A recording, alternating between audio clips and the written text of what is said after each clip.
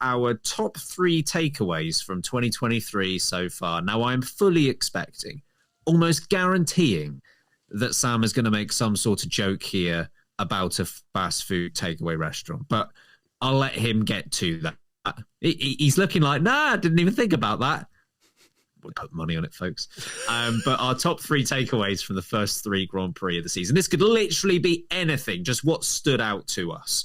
So, Sam, do you want to give us one to start us off? You know, I think there'll be some listeners who are thinking that this was going to be the impersonation episode. But Ben, it's nice to know that you've been rehearsing already by thinking about weird analogies that could come into play at any point. So I actually wasn't going to do a takeaway. It had crossed my mind, but I thought, you know what, I'll try and keep it somewhat on the straight and narrow. The first one that came to mind is, what's the point of AlphaTauri? That's being fully cemented in my mind at the start of this season. I know that sounds harsh. 2 episodes in a row, man. Yeah, no, but I'm a big fan of AlphaTauri and what was Toro Rosso. I think their liveries have been pretty cool, and they have had some brilliant success stories. You look at, obviously, Verstappen, you look at where, you know, Ricciardo filtered in from, you look at how Sainz went through, you look at some drivers that are now outside of Formula One that have gone through that junior program process. But it only benefits Red Bull. And what it doesn't benefit, really, is the viewer.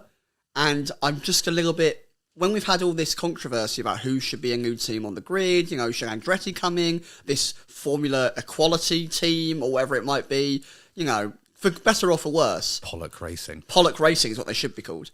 I believe... No more Pollock Racing. I believe that they just fill a spot which they realistically shouldn't have. It's like having, you know, 10 people on a podcast... and one of them isn't ever allowed to say or do anything original. You just have to copy one of the other 9 people, or specifically one other person on the podcast every time you do something, and you're never allowed to be first to it. You're pointless. In a non-offensive, horrible way, you are filling a space for a competitor, which I think is unfair and frustrating. And this season, especially with how slow they really are, there's really backfired for me on what they're achieving. And there's now stories coming out that they're going to take even more parts, from Red Bull, which I think, you know, it's very frustrating. I'd like to have 10 teams that are all independent and can drive forward independently and create something special. And they're filling a very, very valuable slot. And I would like to see that change. And I think the first 3 races is really something that I thought a lot last season, but the first 3 races with how poor they've been has really cemented that for me. Yeah, certainly when they were featured a bit more in 6th and 7th place in the championship, there was at least that to go with. But where they're 9th or might even end up 10th, that's taken away. I'll kick off by saying my first takeaway here is that great drivers, I think, need to have more confidence in themselves. So we're seeing particularly this. So drivers who have the opportunity to claim a long-term deal have, in the past couple of years, just snapped them up straight away. So sometimes it makes sense to do it if you don't know what else is coming on the horizon in terms of an F1 deal, and you want that security, because at that point you can either, 1, see out your contract, or 2, you can have what Daniel Ricciardo had happen to him, and you get a boatload of cash for being paid out early, right? So you do have that security. But certainly where you've got great drivers, I don't think it makes sense. And we're seeing that this season. So the 2 that spring to mind are Leclerc and Norris here, that are seriously struggling. And quite frankly, they are in long-term deals and cars that are failing them. We've had Charles Leclerc, beginning of 2021, he signed an extension until the end of next year, 2024. So a long-term extension at the beginning of 2021. He did that on the back of 2020, which, if you remember, for Ferrari's sake, was an awful year. Why didn't he have the confidence in himself to not go ahead with that deal at that time? And we're seeing the repercussions of it this year, because it doesn't look like Ferrari are going to give him the tools to achieve what he will feel he can. Similarly with Lando Norris, beginning of 2021, he signs a deal to keep him there until the end of 2025. And now, if you're Lando Norris and you've still got 3 years left on that deal, you're probably sat there thinking, is this team ever going to get me in a position to win races, let alone win a championship? Again, he's going to feel like that is potentially on the horizon if he gets a car that's worthy of his talents. So, I think overall, for Leclerc and for Norris in particular, the start of the season just highlighted that these long-term deals for drivers that are good enough and should have more confidence in themselves, that they can be a bit more flexible and fluid, it's not working out. Harry, do you have a first takeaway? Yes, my first takeaway is that we need a Mercedes. Sound like Marge. We being the sport. You sound like Marge. Good. We being the sport. Murky. Sorry, that's awful. That was terrible. That's so bad. Yeah, that was terrible. Get on with your point. Because for any sort of championship fight, we need Mercedes, and we saw in Australia. I know they wouldn't have had the pace to keep Verstappen behind, but just to have them involved, you just had more confidence in Hamilton and even Russell to be able to mix it up and for Mercedes not to balls up the strategy. I know they got unlucky with Russell, but it would have been interesting had they had not had the red flag where he would have come out. So, yeah, Mercedes, please get your act together, please, for the sake of a championship battle, because I mean Ferrari aren't even there. What's the point? Yeah, so that's my first one. Mercedes plus come back. Please. Yes, plus, exactly. Great, love that. Sam, back to you. Another one. So I'm going to paraphrase what the point is. It's quite similar actually to what Harry just raised, but Formula One needs Fernando Alonso. Now, the reason why I say this is not actually specifically just Fernando Alonso, but we need big, outspoken personalities who are not afraid to step outside of the classic media-trained point of view, both around the track, on the radio, on social media. For me, those drivers throughout history that have been willing to speak their minds, to be a little bit chaotic and a bit brazen with the way they speak, a bit brash with how they treat maybe their other drivers up and down the grid, they are the ones that historically stand out. They create a story, they create a following, they create a movement within Formula One. And you remember Hamilton and Rosberg, right? The sass that we constantly saw between them. That was a storyline in itself that we all wanted to see. Everyone loved it. Back when Vettel used to, call people cucumbers and swear out of his car and whatnot. That is phenomenal levels of sassy slay. That's a phrase I've never thought I'd ever say. Come on, man. I don't know what it meant. Sassy slay. Don't know what it meant.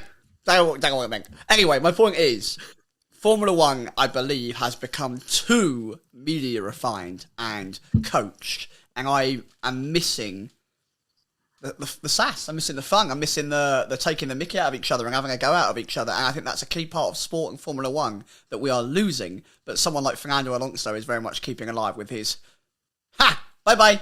Bye-bye. Like that. Iconic already. Brilliant already. And it's so good to see him on top because he will deliver those brilliant moments that I think a sport like Formula One needs. Hyper-competitive. It needs those characters to step out into the limelight. And because Max Verstappen is sailing off into the future, and literally that's how fast the Red Bull is in 2043, when we don't get his sassy comments over the radio, which he's quite famous for as well. So I want more personalities in the sport. That's a takeaway. There aren't enough of them at the moment. Don't really disagree with that at all. My second takeaway from the first three Grand Prix of this season is that I think we are halfway there, 50% of the way there to the parity that we're looking for from these cost cap regulations. So if we're looking prior to cost cap, I think there was a very clear three-tier system within F1. It was the front of the field, the midfield, and the back of the field. I think we've got to a point now where the last two, the bottom of the field and the midfield, are kind of one. There isn't much separating those that are 10th and 9th compared to those that are sort of 5th and 6th, which I think is a good thing. I think we have actually reached a situation now where heading into any given Grand Prix, you feel like there is the potential that anyone could score a point. Like you wouldn't bet against... you wouldn't be surprised if anyone on that grid scored a point at any given race, which I think is brilliant. So I think we've reached it in terms of like the midfield and the back of the field kind of merging into one. The reason we're only 50% of the way there is we're still missing out in terms of the front of the grid and the midfield because, as already referenced, Red Bull's 10 years ahead of everyone else. And even if you look at Mercedes, Ferrari and Aston Martin, there's still quite a gap between those teams and then the rest of the midfield as well. So I feel like in terms of bringing the field together, we are certainly getting there. And, maybe later this year or next year, we'll make even more strides. But it's the upper end of the field that at the moment is letting it down. Harry, the second one from you. This one is designed to rattle Ben. Oh, yes. Oh, no, it's not. I'm so excited. It's not actually designed, but I think God's sake. Alpine will never be better than this. Ooh. And I don't disagree with you. well, there you go. You know where Big Shaq eats the spicy wings and he goes, ooh. That is that meme right there after that statement. Yes. But look at the evidence. This is, and I'm talking Alpine / they were obviously Renault a couple of years ago. I don't get the feeling that they're ever going to be better than where they are now. They might gain a couple of places, with Ricciardo. They're challenging for a couple of podiums, and obviously Ocon did have a win in Hungary, but it's very circumstantial, not taking away from his drive there. But other than that, what have they done since they came back in as Renault in 2016? And this is seems like another year of the same. Yes, they might be that 6th, 7th or whatever place in the top 10, but is that it? That's it again. That's where they kind of were last year. So, yeah, I don't have any confidence that they're ever going to be better than where they are now. Do you think that Alpine are suffering from what I'm going to call the Ferrariisms, where culturally something internally is not allowing them to take a step forward? Because Ferrari have been, since Raikkonen won that title, they've not achieved anything. I mean, they've come close a couple of times. They've not achieved anything now for, nigh on 15, 16 years. A long time. Renault have essentially done the same thing, right? They won the season before that, and they haven't achieved anything since Alonso was there the first time round in now 16, 17 years. A long time. I feel like culturally something is holding them back. I don't know if it's a willingness to adapt to new techniques or bring people in from outside, but it also screams similarities in the sense that obviously Ferrari are very Italian-based and they pride themselves on that culturally. Alpine, very French-based, they pride themselves on that culturally. I wonder if they are refusing to open their doors to outside minds, which could allow them to excel up the grid. I mean, potentially. I don't know. I just don't know where they... Good take, though. Thanks. I don't know where they go from there, or from here, even. I'd love to see it, but just I don't have any evidence that they're going to do better, so... Sorry, LePlan. LePlan is absolutely in the mud, and I hate it. But I mean, I actually think you're spot on, because if you think of 2017 to now, obviously that encompasses Renault and Alpine, but 2017 they finished 6th. 2018 I think they finished 4th. 2019 and 2020 and 2021 they finished 5th in all those seasons, I think. And then last year they finished 4th. So that's like 6 years of standing still. Like there's no progress at all. So I think you're pretty much spot on. We'll get to our final takeaways now. Sam, your third one. Do you know what Ben reminded me of when he was running through those results thing? What? I'll have fish. Go on. And then I'll have fish and a Rice cake. And then for lunch, I'll have fish. That's what he reminded me of running through the results. That is Alpine. Yeah. That is Renault and Alpine. All they eat, fish and rice cakes. That's it. Fish is 5th place. Rice cakes, 6th place. 4th place. They just go back and forth. My final takeaway. Please have a spag bowl. This is going to... Oh, don't start. This is going to rattle maybe both of you, actually. Oh, God. Because it's a classic Samism, this is. I have 100% putting my foot down that the FIA need to make a change to teams' brandings to allow them to stand out properly. Because 3 out of 3 races, I've been watching the telly, and the Haas has come around the corner, and I've gone, that's an AlphaTauri. And I've gone, oh wait, no, it's the other white and off-black car that's on the track. And they look almost identical from a head-on point of view. And there are too many cars that have got a slightly. The Alfa Romeo looks like an off-brand Ferrari at the moment. They are all too similar, and I am deciding now, right now, everyone, that the FIA should put an order in place where you have to have a specific bit of branding that sets you apart from every other team on the grid. It's too similar. Fair. Thank you. Less carbon fibre, please. Yep, 100%. Bang it. No, don't bang it. We do need it. Just learn to Oh, I paint agree with that. Definitely agree with that.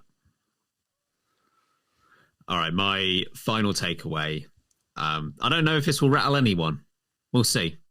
Not even a baby. Lance Stroll is going to cost Aston Martin at least one position in the championship, the Constructors' Championship, because we knew going into the season. So when we did our preseason predictions that are already absolutely, again, in the mud, I remember making the point that is Lance Stroll going to be the weak link in a battle for, say, fourth place? Because if we were comparing them to Alpine and Pierre Gasly and Esteban Ocon and, of course, Alonso, his teammate, there was a question around would Lance Stroll be the weak link of those four and actually cost them a place?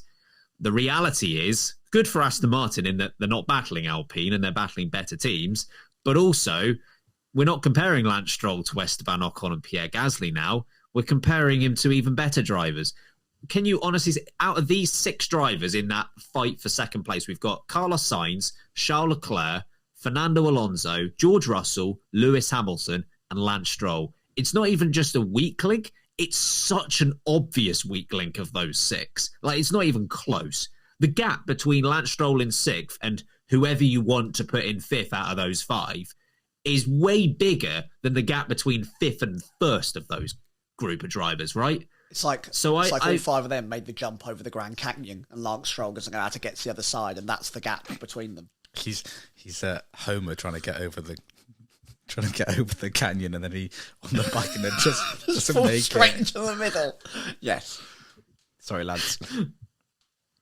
I don't know. It just feels like Stroll is okay enough. Like, he's competent, don't get me wrong, but also we thought he was going to be compared to drivers that are worse than the ones that I'm talking about here. But instead, if we're looking at the Ferrari duo and we're looking at the Mercedes duo, Stroll can't compare with those guys, right? So I feel like if it gets close at the end of the season, it might be the deciding factor. I don't know why I feel so adamant to give him a chance. Who, Lance? Yeah, he's had enough chances, and yet there I am going, he might get it right. He might do well. He's been around like longer than Lewis Hamilton, I think, at this point. Right. I mean, to be fair to him, Longer than Fernando. He hasn't taken his teammate out of a race yet, unlike Pierre Gasly. True. So he's got one up there. He given it a good go. He's giving it a try, but he has failed. He's also got less risks. He also did it at COTA last year, just in preparation for this year. Different like, season. Doesn't count. Yeah, have some of them apples. Yeah, I'll get one out of the way now, Yeah. and he'll be unless they're mediocre this apples in time. space, I don't think he's getting any. I think it's got a bad tape, Ben, unfortunately. I do want to give him a chance, and it's his first time in a properly competitive car. Another chance. What? Another chance. Another one. He's 8. Don't take him back. Oh, but he's really nice. That's what I'm doing with Lance Stroll right now. If we're in the business of giving chances, let's get Sergei Sorokin in that car. That's what I say. Well, exactly. Take a Lance on me. Honey, I'm still free. You're in a weird mood today. It's the coffee. All right, God. Oh God. The caffeine. Let's I'm like get a moving as child. quickly as we can. Harry, you have like the opportunity to see us out with these takeaways, so this better be the boldest, biggest one yet.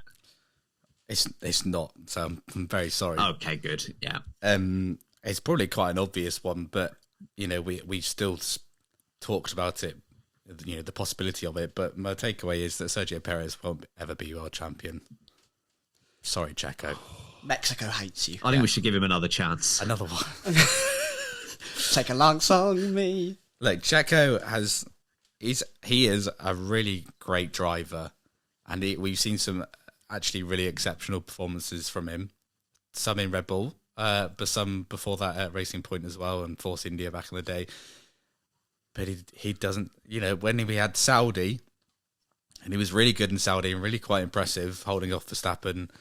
And we thought, it's like Valtteri Bottas all over again. It's like, maybe we'll have a championship fight here. And then Q1 he spins into the gravel in Australia. You're like, okay, Oh, never mind. never mind. Never mind.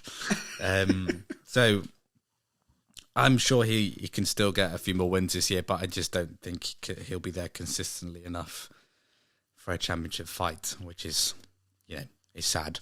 But not. I don't. This isn't even that much of a criticism of Perez. I think it's more about how Good Verstappen. good Verstappen is, but I just don't think he's Very there normal enough. though. You look at the likes of Barrichello, right? Like Barrichello was a very good driver. And on his day, brilliant. Yeah, same with Bottas, fantastic driver. But you're going up against the greatest, And when you're up against Hamilton, Verstappen, Schumacher, it's hard to. If you need to be on your absolute A game to even have a chance of beating them, I think it's a fair shout. Sorry, Checo. I was going to say something, and now I don't know if I'm going to regret saying it. This is irrelevant to Checo, by the way. So This is a worrying. I know. God. I was going to say that I might keep growing my moustache either until the end of the season or Stroll gets a podium, whatever comes first. Sure. Right. Don't know though. I haven't made my mind up. He's just throwing that one out there. Well, Maybe. now it's out there. No, you got to let us commit to know. it now.